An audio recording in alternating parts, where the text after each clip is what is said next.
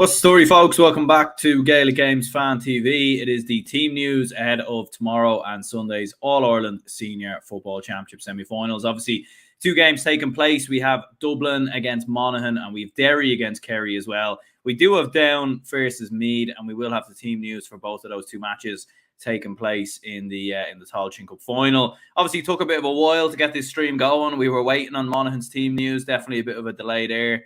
They only got around to releasing their team news at 5 o'clock, so that was the reason for the delay in the stream. So apologies for that. But yeah, look, hugely excited for it. Obviously, anticipation very much building. Hearing tomorrow is going to be a full sellout for Dublin, Monaghan, and Down versus Meath. I think Kerry, Derry, there's definitely still tickets available. I don't think that will be a full sellout, but yeah, very excited for it. So look, I know there's plenty of comments there. We'll crack into them maybe in just a brief moment, but we'll run through the teams first of all. So this is the Dublin team that has been named to start against Monaghan. So Stephen Cluxton in goal, Owen Merchant, Michael Fitzsimons, and David Byrne are in the full back line. Half back line is James McCarthy, John Small, and Lee Gannon. The midfield, Brian Fenton and Brian Howard. And then in the half forward line, you've got Paul Mannion, Sean Bugler, and Niall Scully. Full forward line, Cormac Costello, Con O'Callaghan, and Colm Pascal. I suppose interesting, first of all, Owen Merchant, like I was hearing, it looked like he pulled his hamstring the last day, and the word on the street was that he was not going to be in the squad for this game. But there he is, obviously named at number 2. Will he start? That'll be interesting. Does Jack McCaffrey come in there? Kieran Kilkenny's obviously been sort of not in his best form this season, but I do think a player like him would be huge for this game. Maybe, he could come in for Sean Bugler or Niall Scully. But it's a serious team, isn't it? And you even look at the players on the bench there as well, like Dean Rock, Paddy Small, Jack McCaffrey, Kieran Kilkenny, Tom Lahiff, Evan Comerford on the bench as well. Like, it's a serious team. It really, really is. And even the likes of Darren Newcombe on there, who, was starting quite regularly throughout the season, can't get in the team anymore. Keane Murphy, the same. It's a very, very strong panel. Very, very strong panel. And there's not a huge amount of surprise, really. Like, when you look at it, like Colm Pascal in the form of his life, Con O'Callaghan, Cormac Costello, Paul Mannion, like, they are your best players, your best forwards. You're going to play them. I know we do see sometimes with Dessie Farrell and a lot of managers, name a, I suppose, unexpected team, and then you'll see 3-4 changes come game day. But the only changes I could really see here is Owen Merchant coming out for Jack McCaffrey. Lee Gannon probably moves back into cornerback. Jack McCaffrey plays at 7.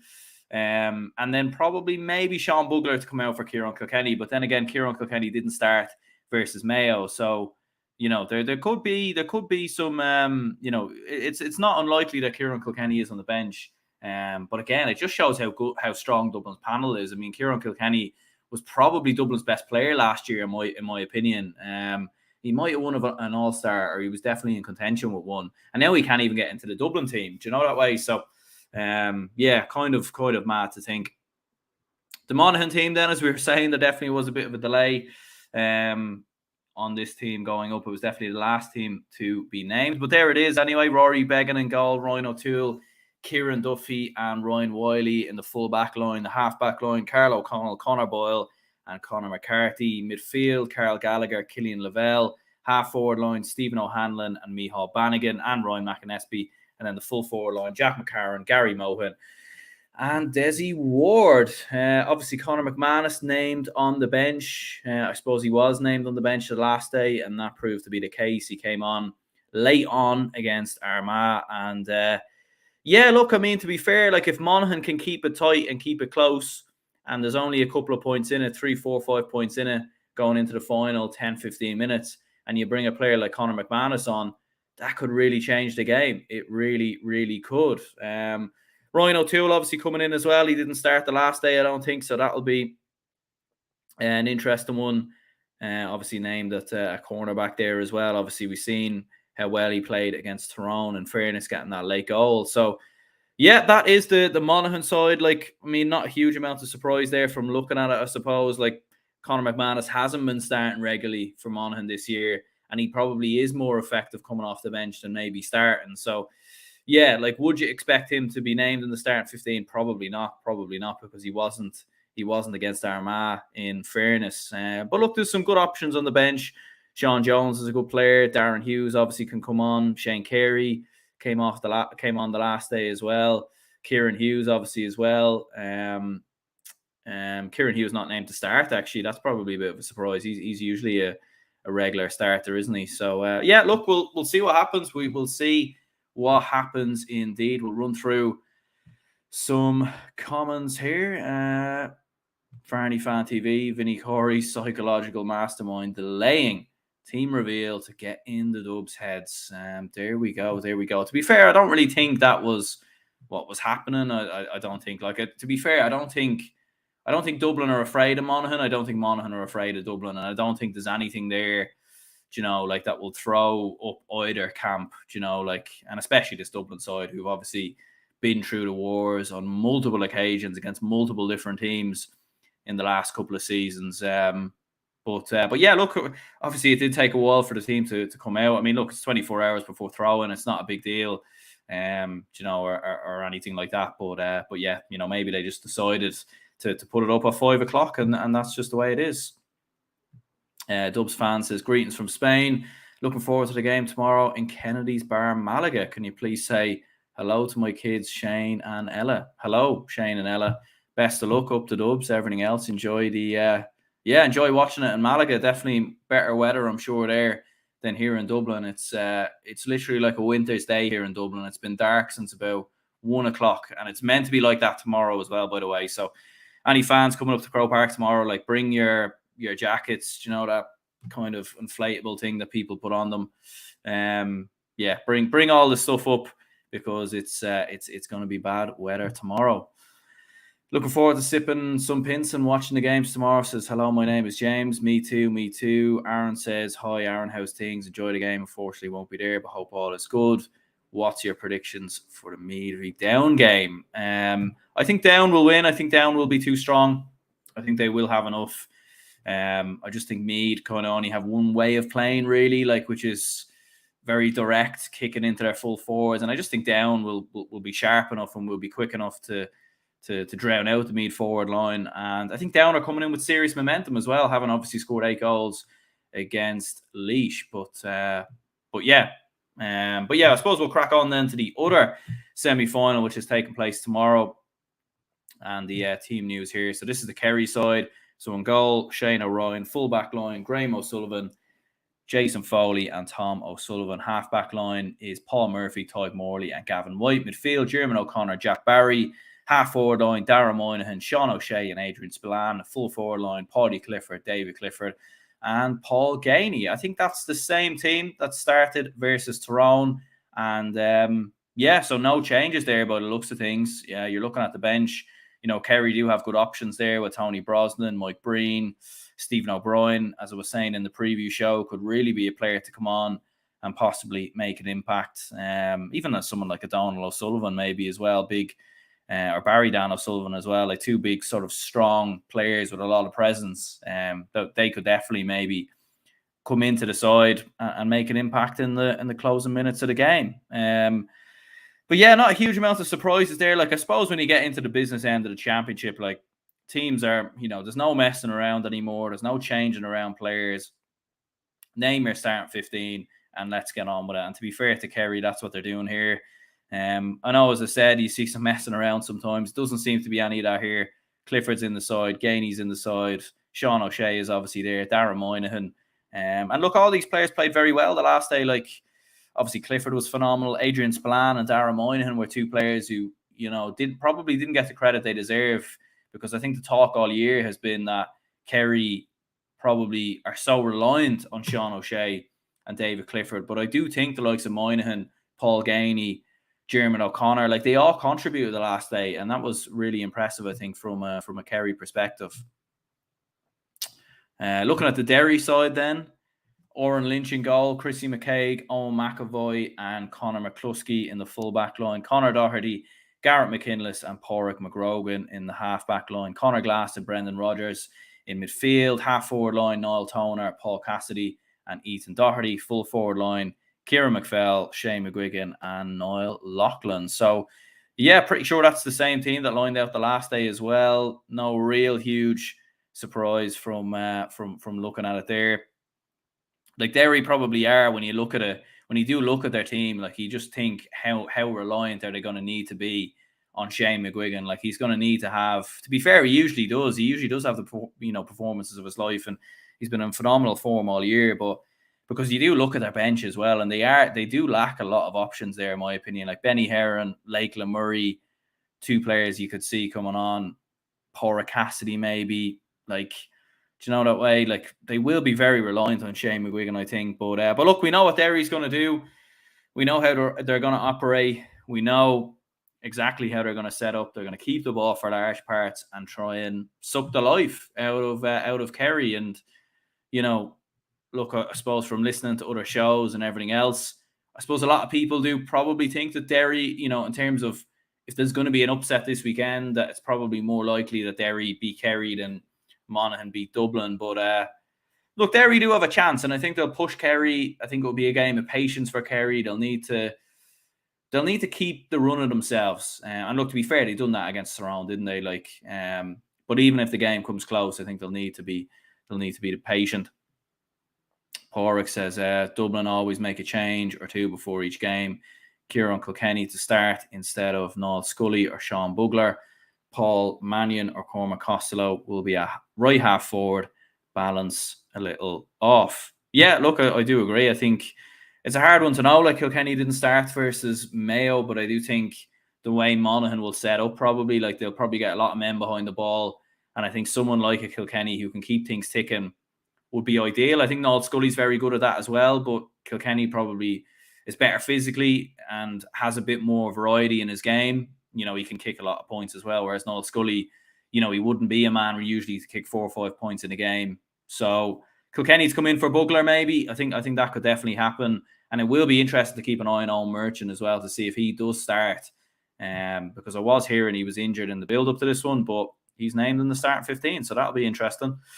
But yeah, someone was asking there, could you run through the Dublin team again? Yeah, so this is the Dublin side. Cluxton's in there, Merchant, Fitzsimons, Byrne, McCarthy, Small, Gannon, Fenton, Howard, Mannion, Bugler, Scully, Costello, Con O'Callaghan, and Colin Basquel. So, will there be any changes? I was saying there, Kieran Kilkenny, Jack McCaffrey maybe. But then again, McCaffrey has been coming back from injury himself, obviously, as well. So, I suppose it's about managing his minutes, and he's not a bad player, is he, to bring on? You've seen even the impact he made when he came on against Mayo. So he could be such a key player, most definitely. Dublin is great, says, will you do a watch along for these games? I'm going to do a watch along for the Kerry and Derry game. I will be at the Dublin game tomorrow, but there will obviously be a match day vlog that usually comes out a few days after. But yeah, no, there will be a watch along on Sunday for Kerry versus Derry. First watch along I've done in a while on the channel as well, so should be fun. I suppose we will have a look at Meath and Downs teams then to play. So we'll have a look at the Meath side first of all. So in goal, Sean Brennan. Full back line, Adam O'Neill, Ronan Ryan, and Harry Higgins. Half back line, Donald Keoghan, Porrick, Harnan, and Sean Coffey. And in midfield, Ronan Jones and Conor Gray.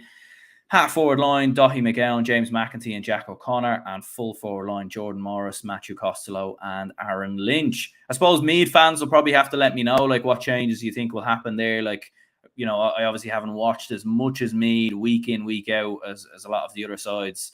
A lot, the All-Ireland sides. But looking at it there, I know Harry Hogan was a regular in goal for a while, so that'll be interesting. Jack Flynn was very good, I felt, against Down. I remember I was at that game in Parnell Park a couple of weeks ago, and Jack Flynn was excellent. I think he might have been a substitute that day as well. But you've got some good players on the bench there, like Killian O'Sullivan, Cathal Hickey. You've got a lot of experienced players on the bench there who might come in, and I suppose it is a much younger Meath side, isn't it, this year that Colm O'Rourke has gone with. But yeah, it should be interesting. I'll be there for the game. I'll make sure I get into Croke Park before this, because I definitely do want to watch it. And the downside looks a little like this. Noel Kane in goal, Patrick McCarthy, Pierce Laverty, Anthony Doherty in the half-back line, Micheál Rooney, Caleb Doherty, Danny McGill in the half-back line. Did I say half-forward line earlier or full-forward line? I meant to say full-back line earlier. Midfield, Daniel Guinness and Oran Murdoch. Half forward line, Sheelan Johnson, Liam Kerr, and Rory Mason. And full forward line, Eugene Brannigan, Pat Havern, and Ryan Johnston. So it's a strong downside. Like, I suppose, as we've seen this year, a lot of the Kilcue lads are very much committing. You can see the Kilcue name sprinkled across the down team there. They obviously have the clubs right next to it on the right-hand side. And you've got the likes of Noel Kane, Micheál Rooney, Caleb Doherty, Sheelan Johnston, Ryan Johnston, Eugene Brannigan. It's a strong team. It's a strong down team, and it will be interesting keeping an eye on down over the next couple of years. But it's going to be tough for Meath, I think, to contain that downside, especially after how free flow and how strong they looked. And another thing worth mentioning as well, and maybe something I didn't even mention in the preview show, is like a lot of them Kilcue lads have experience of playing in big finals, big games in Croke Park. I know a lot of the Meath players do as well. Like, they've played in Croke Park quite a bit, in Leinster and everything else, Leinster finals or whatever. But it is a young Meath side, a very young Meath team. So I think Down will probably have that Croke Park experience, which is important. It is important, and we've seen that through the years. So there we go. Farney Fan TV says Sean Jones should start instead of Jack McCarron, and then bring Manzi and Jack on at half time. That would be interesting. McKay, probably the best man to pick up Clifford. I'm just not sure if he has the legs, says Frank Shaw. Yeah, it's one of them with Clifford. He's just unmarkable. Like, there hasn't really been, especially in Croke Park and big games. Like, it's one of them. It's not so much about stopping Clifford. It's almost about containing him and trying to limit him to the best of his ability. That way, or cutting off the supply to Clifford, I think, is what other teams have targeted in the past, and that could be something that Derry could look towards. But yeah, I think there could be. I think Christy McKay probably the most likely man to pick up David Clifford. I think Owen McAvoy, to be on him, would be like, he's obviously a young player who's come up, I think, from the under-20s. Correct me if I'm wrong there, but under-20s, obviously, I know he's been playing throughout the league, but that would be a very tough matchup for him. Like, going up against the best forward there is in the country right now, in your first season. Like, so yeah, I think Christy McCaig will definitely be the man to mark Clifford, and it's going to be, the matchups are going to be very, very interesting.